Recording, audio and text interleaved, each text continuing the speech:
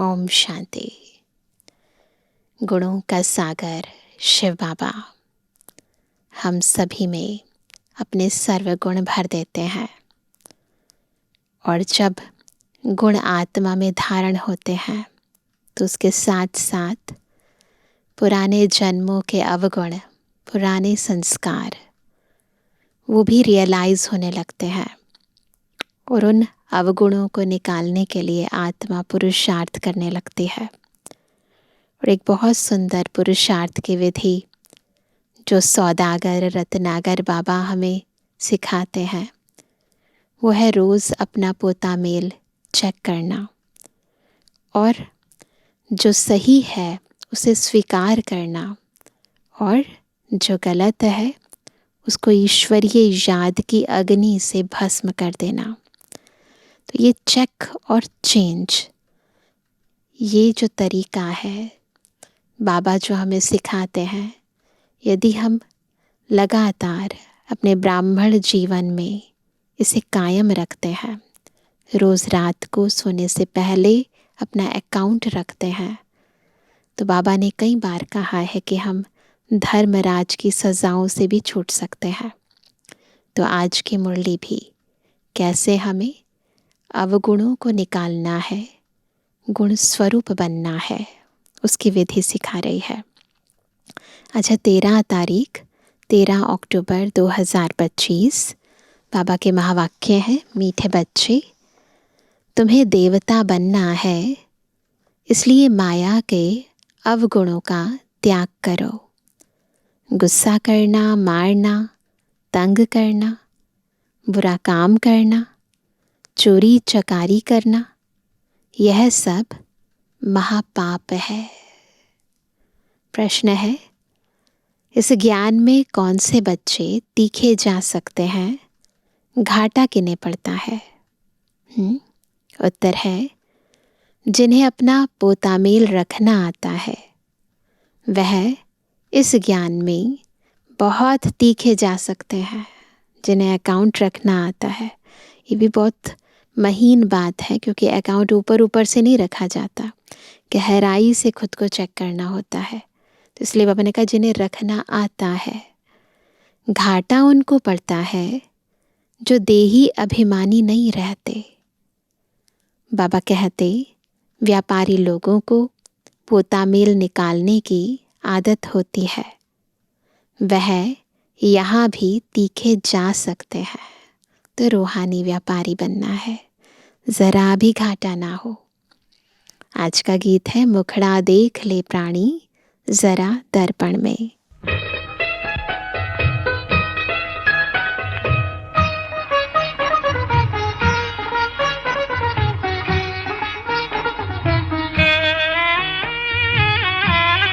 मुखड़ा देख ले प्राणी जरा दर्पण में हो, देख ले कितना पुण्य है, कितना पाप तेरे जीवन में।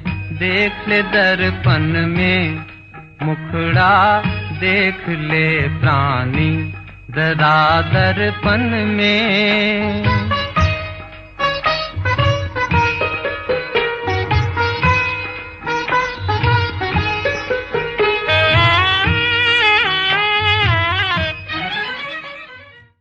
ओम शांति। रूहानी पाठधारी बच्चों प्रति बाप समझाते हैं, क्योंकि रूह ही पाठ बजा रही है बेहद के नाटक में। है तो मनुष्यों का ना, ये नाटक है तो मनुष्यों का। बच्चे इस समय पुरुषार्थ कर रहे हैं, भलवेद शास्त्र पढ़ते हैं, शिव की पूजा करते हैं, परंतु बाप कहते हैं इनसे कोई मेरे को प्राप्त नहीं कर सकते, क्योंकि भक्ति है ही उतरती कला। ज्ञान से सद्गति होती है तो ज़रूर कोई से उतरते भी होंगे। यह एक खेल है जिसको कोई भी जानते नहीं। शिवलिंग को जब पूजते हैं तो उनको ब्रह्म नहीं कहेंगे, तब कौन है जिसको पूजते हैं? सोचो, कौन है जिसको पूजते हैं, उनको भी ईश्वर समझ पूजा करते हैं।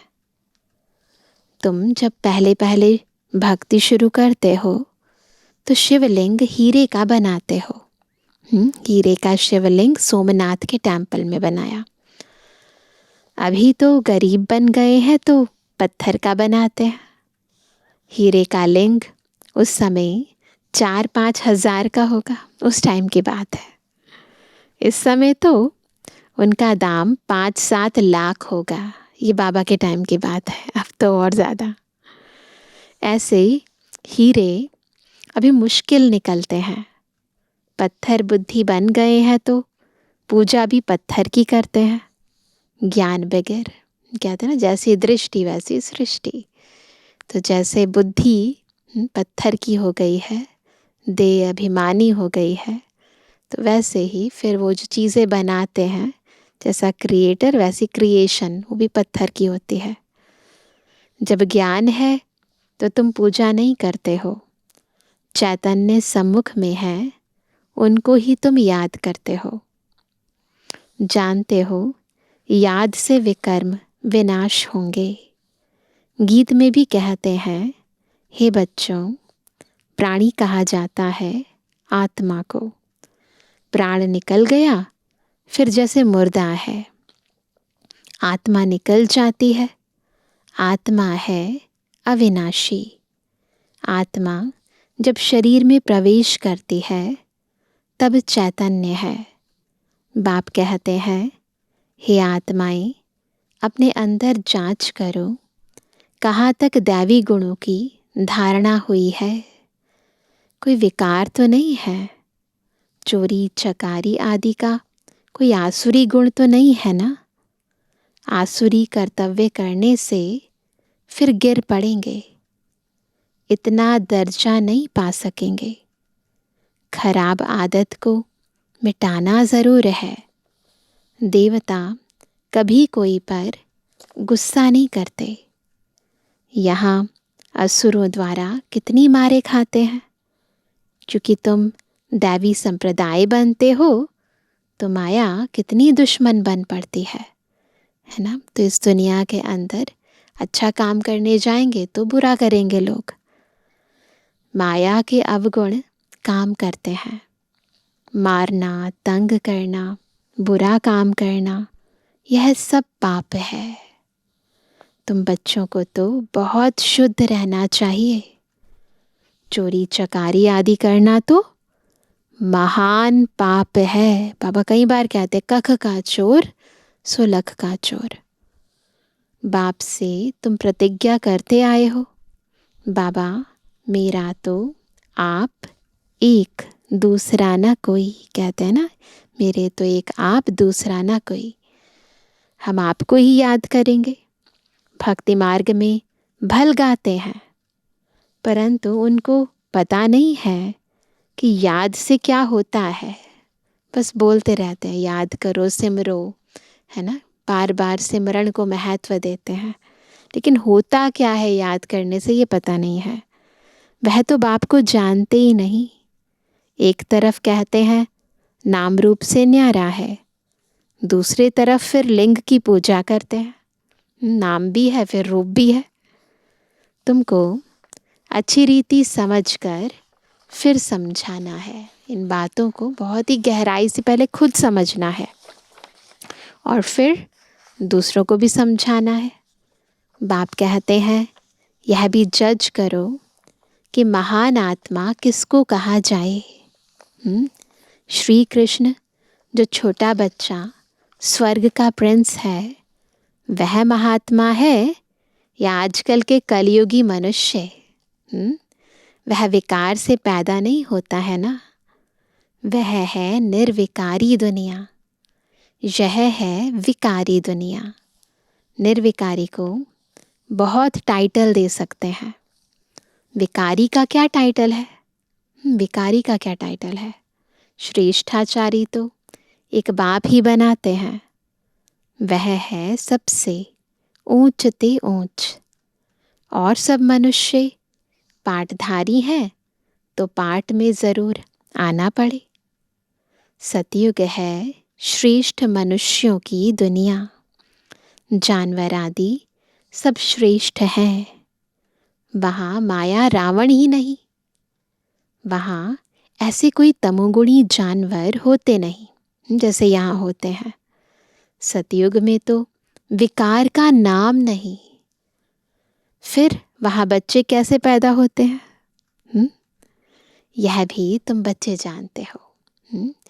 यहाँ है भोग बल और वहाँ है योग बल। तो योग बल से बच्चे होते हैं। वहाँ विकार होते नहीं। वहाँ है ही योग बल। बाप कहते हैं तुमको देवता बनाते हैं तो अपनी जांच पूरी करो। ये सोचना है कि हमें क्या बनना है, देवता बनना है, तो खुद को अंदर से जांचते रहो। मेरा लक्ष्य ये है और मेरे लक्षण कैसे हैं। मेहनत बगैर विश्व का मालिक थोड़ी बन सकेंगे। तो अवगुण निकालने के लिए मेहनत तो करनी पड़ेगी ना। जैसे तुम्हारी आत्मा बिंदी है वैसे बाप भी बिंदी है। इसमें मूंझने की कोई दरकार नहीं है। कन्फ्यूज़न क्या है? जैसी मैं वैसे मेरा बाबा। बाबा और मैं दोनों बिंदु हैं। कोई कहते हैं हम देखें, है ना, कहेंगे सीइंग इज बिलीविंग, देखेंगे तो मानेंगे, ऐसे भी कहते हैं। बाप कहते हैं देखने वालों की तो तुमने बहुत पूजा की, फायदा कुछ भी हुआ नहीं। पहली बात ये भी समझनी है कि देखना किससे है? इन आँखों से। और आँखें तो हद की हैं, लिमिटेशन है ना इनकी। एक हद तक देख सकती हैं, उसके बाद नहीं। और बाबा तो अनलिमिटेड है ना। तो अनलिमिटेड को देखने के लिए तो अनलिमिटेड ज्ञान का चक्षु चाहिए, दिव्य बुद्धि चाहिए। बाबा कहते हैं फ़ायदा कुछ भी हुआ नहीं ना। अब तक जो भी जिनकी पूजा की, जो आँखों से दिखाई दे रहे थे, उससे कुछ फ़ायदा नहीं हुआ। अब यथार्थ रीति मैं तुमको समझाता हूँ।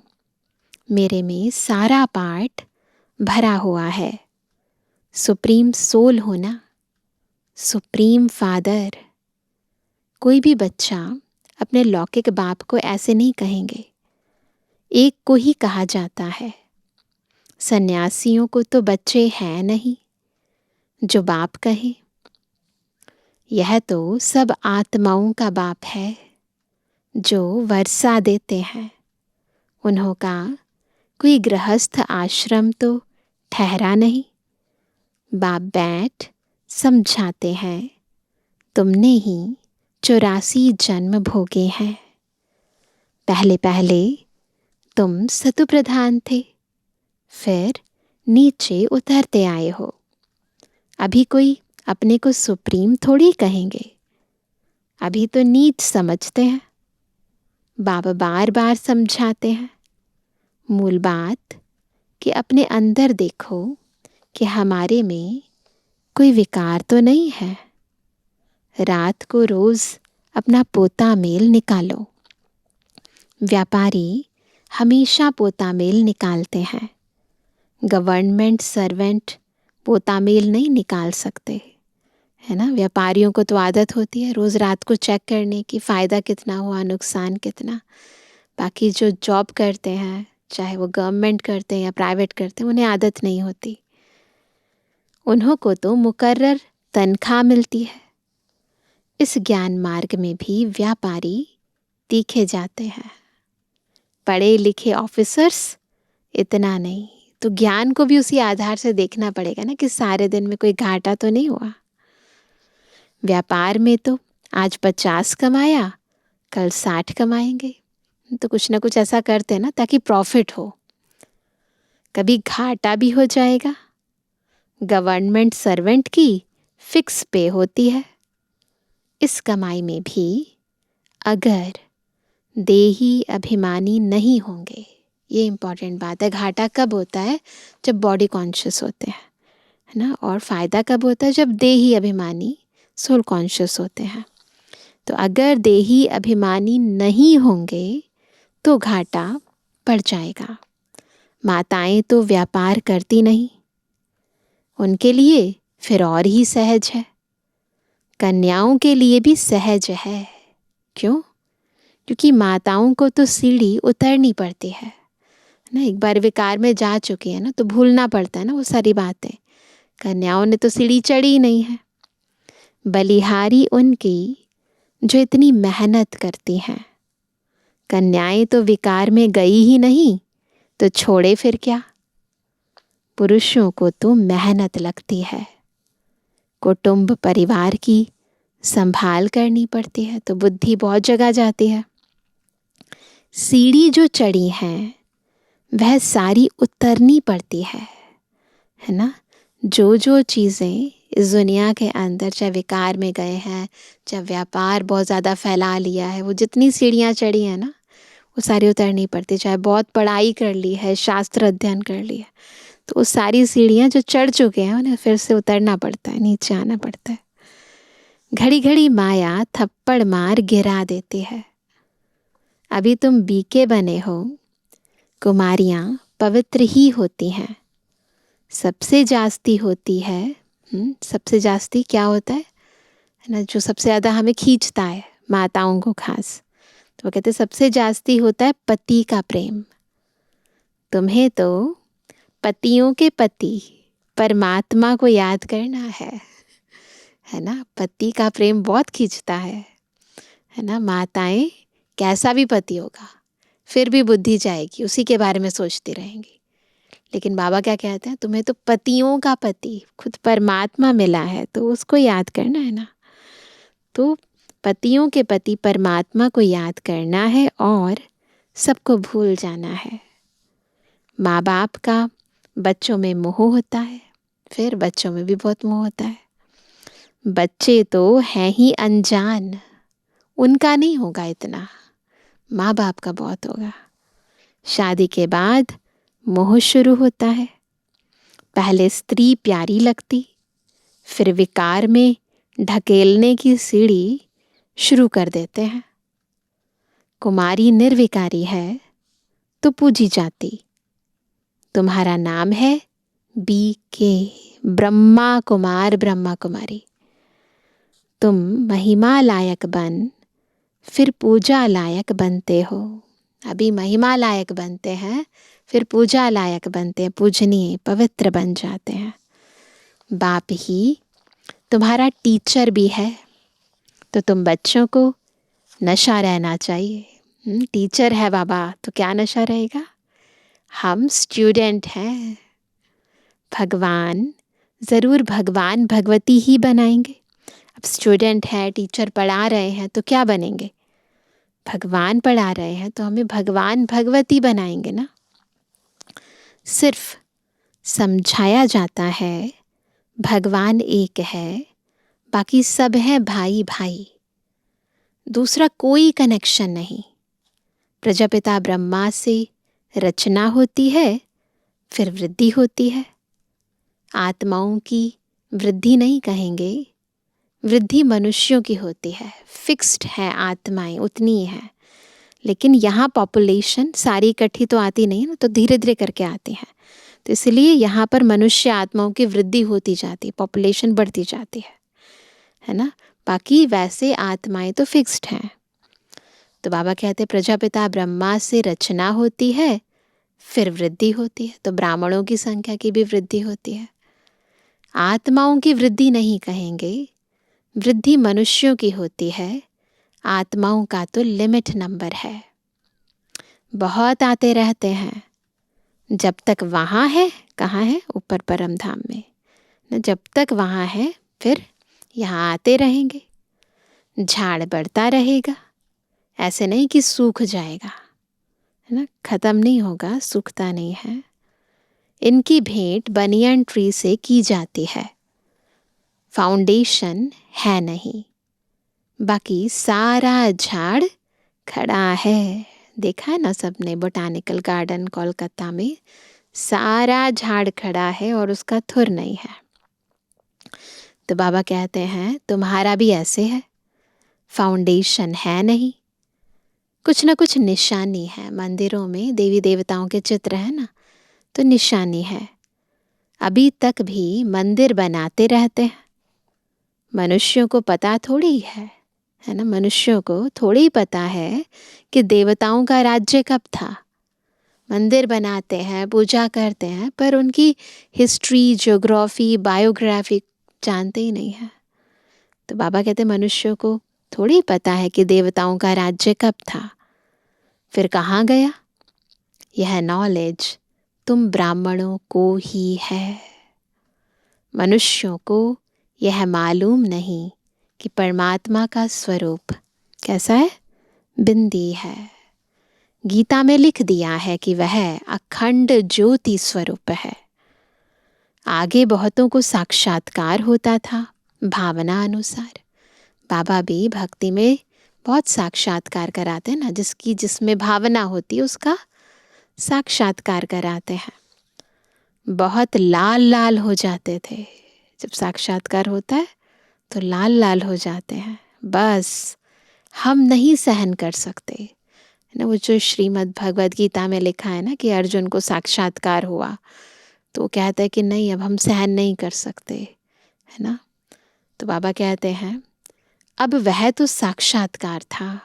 बाप कहते हैं साक्षात्कार से कोई कल्याण नहीं। चलो साक्षात्कार हो गया तो उससे आत्मा का कल्याण नहीं होता है। यहाँ तो मुख्य है याद की यात्रा। तो कल्याण किससे होता है, याद की यात्रा से होता है। जैसे पारा खिसक जाता है ना, याद भी घड़ी घड़ी खिसक जाती है। मरकरी होता है ना, खिसक जाता है, हाथ में आता ही नहीं है। वो कहते याद भी ऐसी है, खिसक जाती है, अभी अभी है, पता ही नहीं चलता, इधर से उधर चली जाती है ना। अभी अभी बाबा को याद करे, अभी अभी मनुष्य आत्मा को याद करे या कारोबार को याद करे। कितना चाहते हैं बाप को याद करें, फिर और ख्याल आ जाते हैं।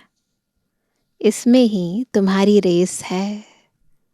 ऐसे नहीं कि फट से पाप मिट जाएंगे, टाइम लगता है ना, समय लगता है। कर्मातीत अवस्था हो जाए तो फिर यह शरीर ही ना रहे। परंतु अभी कोई कर्मातीत अवस्था को नहीं पा सकते हैं, फिर उनको सतयुगी शरीर चाहिए। कर्मातीत अवस्था को पा लें फिर सतयुगी शरीर चाहिए। तो अब तुम बच्चों को बाप को ही याद करना है, अपने को देखते रहो। हमसे कोई बुरा काम तो नहीं होता है, पोतामेल ज़रूर रखना है। ऐसे व्यापारी झट साहूकार बन सकते हैं। जो ऐसे यहाँ इस ज्ञान मार्ग में ऐसे व्यापारी होते हैं ना, वो बाबा कहते हैं जल्दी से साहूकार बन सकते हैं, जो अपना अकाउंट रखते हैं। बाप के पास जो नॉलेज है वह दे रहे हैं। बाप कहते हैं मेरी आत्मा में यह ज्ञान नूंदा हुआ है, फिक्स्ड है। हो बहू तुमको वही बोलेंगे जो कल्प पहले ज्ञान दिया था। बच्चों को ही समझाएंगे, और क्या जाने। बाबा बच्चों को ही तो कहेंगे ना, और कोई थोड़ा ना जानेंगे। तुम इस सृष्टि चक्र को जानते हो, इसमें सब एक्टर्स का पार्ट नूंदा हुआ है। बदल सदल नहीं सकता है, चेंज नहीं हो सकती, न कोई छुटकारा पा सकता। हाँ, बाकी समय मुक्ति मिलती है। तुम तो ऑल राउंड हो। जब तक इस सृष्टि रंगमंच पर पाठ शुरू नहीं हुआ है तब तक आत्मा मुक्ति में रहती है। लेकिन हम आत्माएं, हम तो ऑल राउंड हैं। शुरू से लेकर अंत तक इसी सृष्टि रंगमंच पर पाठ बजाते रहते हैं। 84 जन्म लेते हो। बाकी सब अपने घर में होंगे, फिर पिछाड़ी में आएंगे। मोक्ष चाहने वाले यहाँ आएंगे नहीं, है ना। यहाँ यानी संगम युग पर बाबा के बच्चे बनेंगे नहीं, क्योंकि उनका अधिकतर टाइम तो ऊपर रहेगा ना। बाकी सब अपने घर में होंगे, फिर पिछाड़ी में आएंगे। मोक्ष चाहने वाले यहाँ आएंगे नहीं, वह फिर पिछाड़ी में चले जाएंगे। ज्ञान कभी सुनेंगे नहीं। मच्छरों सदृश्य आए और गए। तुम तो ड्रामा अनुसार पढ़ते हो, जानते हो बाबा ने 5000 वर्ष पहले भी ऐसे राजयोग सिखाया था। तुम फिर औरों को समझाते हो कि शिव बाबा ऐसे कहते हैं। अभी तुम जानते हो कि हम कितने ऊंच थे, कितने ऊंच थे, है ना? अब कितने नीच बने हैं। फिर बाप ऊंच बनाते हैं, ऊंच बनते हैं, नीच बनते हैं, फिर ऊंच बन जाते हैं। तो बाबा कहते हैं तो ऐसे पुरुषार्थ करना चाहिए ना। यहाँ तुम आते हो रिफ्रेश होने, मधुबन में आते हैं सब बच्चे रिफ्रेश होने। इसका नाम ही पड़ा है मधुबन। तुम्हारे कलकत्ता व बॉम्बे में थोड़ी मुरली चलाते हैं, बाबा की मुरली मधुबन में, मधुबन में ही मुरली बाजे। मुरली सुनने के लिए बाप के पास आना होगा रिफ्रेश होने। नई नई पॉइंट्स निकलती रहती हैं। सम्मुख सुनने में तो फील करते हो, बहुत फर्क रहता है ना? वैसे भी चलो हमने साकार बाबा नहीं परंतु अव्यक्त बाप दादा से तो सुना है ना सामने। तो सामने सुनना, बाद में पढ़ना, फिर बाद में सुनना, वीडियो मुरली देखना या ऑडियो सुनना, उन सब में बहुत फ़र्क पड़ जाता है। सम्मुख सुनने में जो वाइब्रेशंस आती हैं, जो शक्ति मिलती है, उसकी बात ही अलग होती है। तो बाबा कहते हैं कि बहुत फ़र्क रहता है। आगे चल बहुत पाठ देखने हैं। बाबा पहले पहले सब सुना दें तो टेस्ट निकल जाए। आहिस्ते आहिस्ते इमर्ज होता जाता है। जैसे उसे ड्रामा फिरता रहता है, पार्ट इमर्ज होता रहता है। 1 सेकंड ना मिले दूसरे से। बाप आए हैं रूहानी सेवा करने। बाबा आए हैं रूहानी सेवा करने, तो बच्चों का भी फ़र्ज़ है रूहानी सेवा करना, रूहों की सेवा करनी है। कम से कम यह तो बताओ, बाप को याद करो और पवित्र बनो। इतना तो कह सकते हैं ना। पवित्रता में ही फेल होते हैं क्योंकि याद नहीं करते हैं। तुम बच्चों को बहुत खुशी होनी चाहिए। हम बेहद के बाप के सम्मुख बैठे हैं जिसको कोई भी नहीं जानते हैं। बहुत नशे की बात है। ज्ञान का सागर वह शिव बाबा ही है। देहधारी से बुद्धि योग निकाल देना चाहिए। शिव बाबा का यह रथ है। ब्रह्मा बाबा इनका रिगार्ड नहीं रखेंगे तो धर्मराज द्वारा बहुत डंडे खाने पड़ेंगे। बाप दादा दोनों का रिगार्ड रखना है। बड़ों का रिगार्ड तो रखना है ना। आदिदेव का कितना रिगार्ड रखते हैं, जड़ चित्र का इतना रिगार्ड है, तो चैतन्य का कितना रखना चाहिए ना। कोई भी हमारे बड़े हैं उनका रिगार्ड रखना बहुत ज़रूरी है। अच्छा मीठे मीठे के जवानी बच्चों पे जुबानी बाप दादा का दिल जान सको प्रेम से नंबरवार प्रसाद अंसार याद का। रूहानी बच्चों की, रूहानी बाप दादा को गुड मॉर्निंग, नमस्ते नमस्ते नमस्ते। धारणा के लिए मुख्य सार पहला, अंदर में अपनी जांच कर दैवी गुण धारण करने हैं। खराब आदतों को निकालना है। प्रतिज्ञा करनी है, बाबा हम कभी भी बुरा काम नहीं करेंगे। दूसरा, कर्मातीत अवस्था को प्राप्त करने के लिए याद की रेस करनी है। रूहानी सेवा में तत्पर रहना है। बड़ों का रिगार्ड रखना है। आज का वरदान है, फॉलो फादर के पाठ द्वारा मुश्किल को सहज बनाने वाले तीव्र पुरुषार्थी भव। कौन सा पाठ पक्का करेंगे? फॉलो फादर का। तो फॉलो फादर के पाठ द्वारा मुश्किल को सहज बनाने वाले तीव्र पुरुषार्थी भव। मुश्किल को सहज बनाने व लास्ट पुरुषार्थ में सफलता प्राप्त करने के लिए पहला पाठ है कौन सा? Follow father.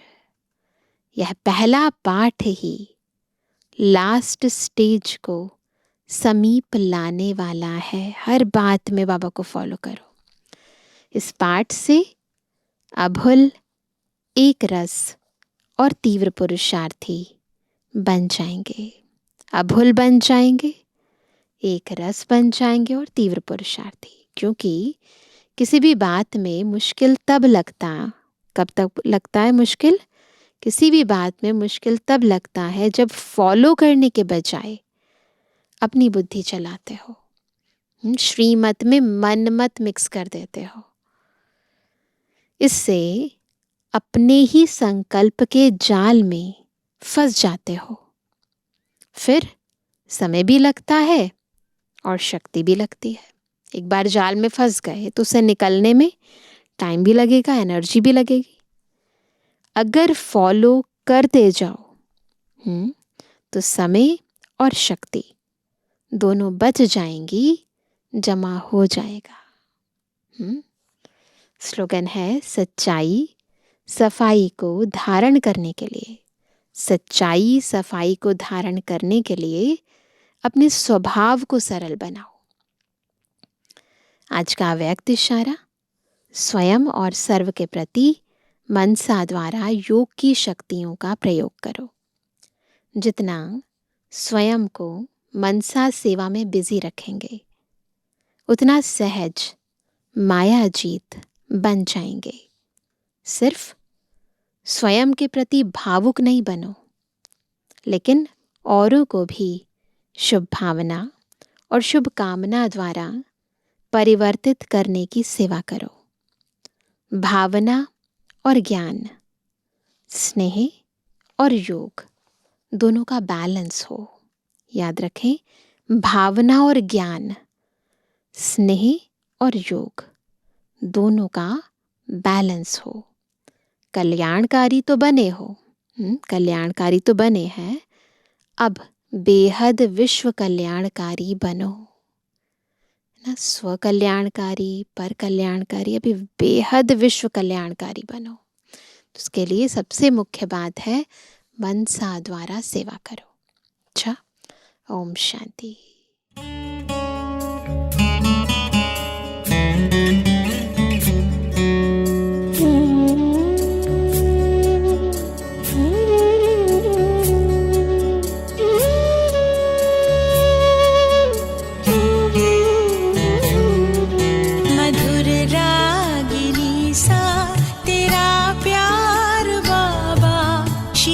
चांदनी सा तेरा प्यार बाबा।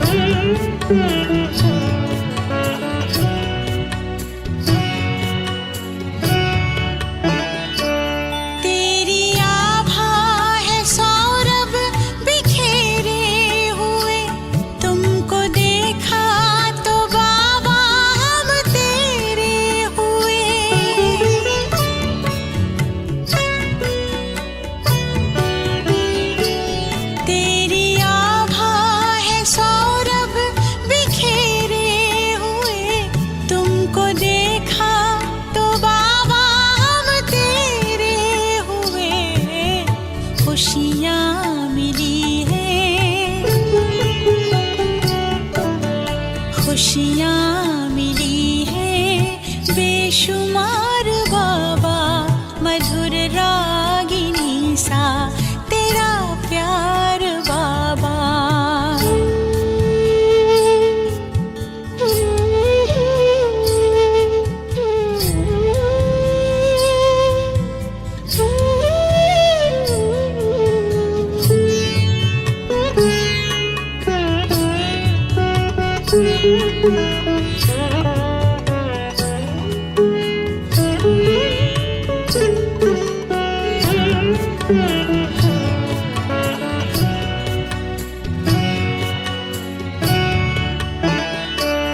जिंदगी सोने जैसी खरी हो गई, कैसी हम पे ये जादूगरी हो गई।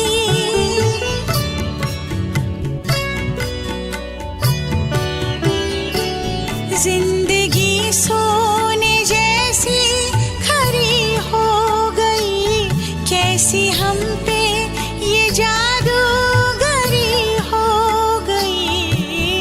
जीवन में आई,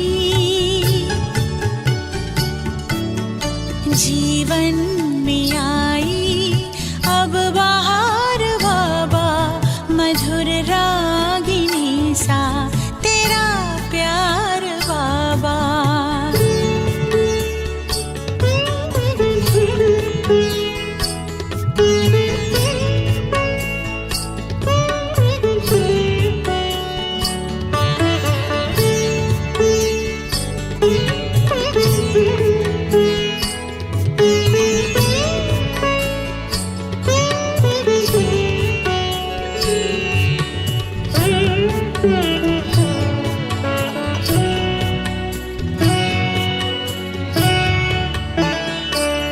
ज्ञान की पाई अनमोल हमने निधि, योग की तुमसे सीखी अनोखी विधि।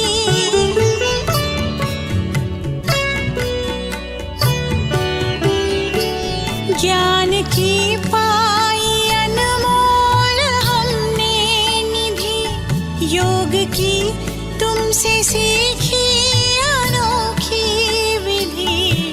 हमें ले चले हो, हमें ले चले हो उस पार बाबा, मधुर रागिनी सा